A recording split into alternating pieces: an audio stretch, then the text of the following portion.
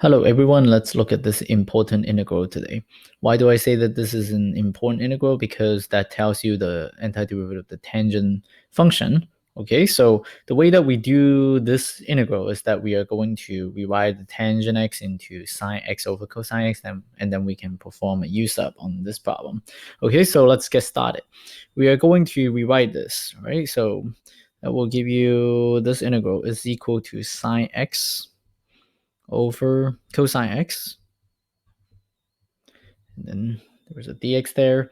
Okay, so what do we do next? We are going to choose our u, and you may say that this doesn't seem like a product here, but actually you can treat it as a product. So if you rewrite it one more time, then you are going to get sine of x times 1 over cosine of x, and then dx.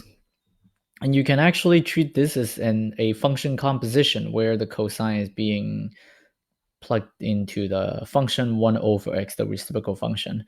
And so this one looks more complicated than that one, and we are going to let u be just the inner function of the more complicated function in this case. Okay, so we are going to start doing that. Okay, so let's do this. We are going to let u be cosine x. Okay, so our u is cosine x right here. And then what do we get for the du? The du would actually be the negative sine x dx. Okay, so that's what we have here. Now going back to this integral, we already have the sine x. We do have the sine x here. We have the dx. We also have the dx here. What we don't have is the minus sign, right? So we actually need to get the minus sign on the other side. So we just isolate the sine x times dx. And so we multiply both sides of this equation by -1. Then we are going to get -1 times du. So we get negative du is equal to sine x and then times dx. And so what really happens is that we can just look at this sine x dx right here. So this sine x and then this dx right here, we do have that in our integral. Okay, so all that is replaced by the negative du. So let's do that. And so going back to our integral, we are going to get the integral symbol. And then what do we get here? We are going to get negative du. So there was a -1 right here, so I can put down the -1. And then I'm going to put the du at the end. Let me just worry about the other stuff. There was still this fraction right here, 1 over cosine x, that I need to deal with. So let me put that down. We have that -1 times 1 over. Okay, so it's this 1 over the cosine x. But what is the cosine x? Cosine x is actually u, right? So we can just put u right here. And then we also have that -1 is already there, and then we didn't put down the du, so now it's a good time to put down the du. So we have the du here. Okay, so now we have finished making the substitution, and then we get a new integral with u only. Okay, so since this -1 is a constant, right? So we can pull it outside the integral, then we are going to get -1 times the integral of 1 over u times du. So we get this integral here. This one is a basic integral here. When we get 1 over u, the antiderivative of this 1 over u would be the ln of absolute value of u. Okay, so usually I should be putting the plus c right here. I'm just going to wait until the end to put it. Yeah, so we have this negative ln of absolute value. I'm being sloppy here for not putting the plus c, but then, okay, let me just put it anyway. So we'll just put that here. Okay, now what do we do next? The next step is to switch back to the original variable. So I'm going to plug the cosine x back into this u. And then we have negative ln of cosine of x, and then with the absolute value here, and then the plus c, and yeah, so that's the antiderivative of the tangent. And sometimes we, for just the purpose of memorization, and also when we pair the tangent function up with another trig function, we usually pair the tangent function up with the secant function because they have the same domain. And so what we can do is that instead of using cosine right here, we can actually do some algebra on this expression right here to change it to an expression involving the secant. So let's do that here. But this one can already be considered as the antiderivative of that one.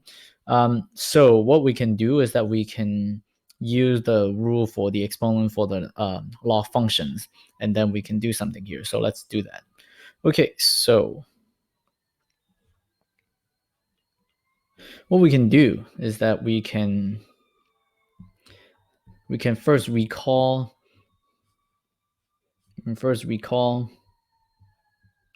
a rule for the log function here. If you have a log of, let's say, log of a, and then there is a number in the front like r, and what we can do is that we can actually move that coefficient in the front so that it becomes the exponent of this number a right here. So it becomes a to the r power. And so what we are going to do right now is that we are going to move this -1, the coefficient, so that it becomes the exponent for this absolute value of cosine x. So let's do that. Okay, so if we do a little bit more work here, it would be -ln of cosine x. Oh, actually, I'm moving it, right? So let me start over on this one. So if I move that coefficient so that it becomes the exponent, it becomes positive ln of cosine x raised to the -1st power. Okay, so I'm moving that -1 and then the plus c right here. Okay, so that's what happens. Now, what do we do here? When you raise something to the -1 power, you're taking the reciprocal of this absolute value of cosine x.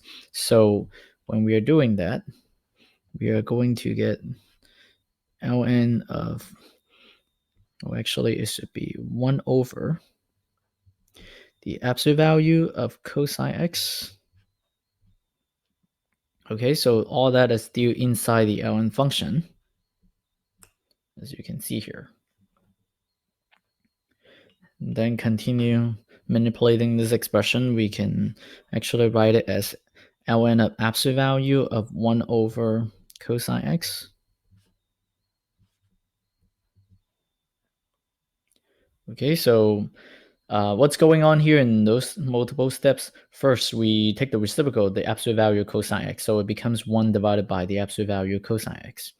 And then because if you include the 1 in there, then you can also just put the 1 inside that pair absolute value, so those two expressions are also equivalent. And so we have this expression right here, and now we can actually just write 1 over cosine x as secant x. Then we have a function that's involving secant only. And so that's something that looks nicer in general, because we usually pair up the tangent with the secant x for one good purpose is for memorizing them, and another purpose is that the secant and the tangent x, they have the same domain, and also we don't have that minus sign anymore once we move that minus sign. So there are multiple advantages for doing this. Okay, so either way is good. We can actually just use this one as the antiderivative, or we can use this one. Okay, so now that's all that for this problem. And then thank you for watching. See you next time.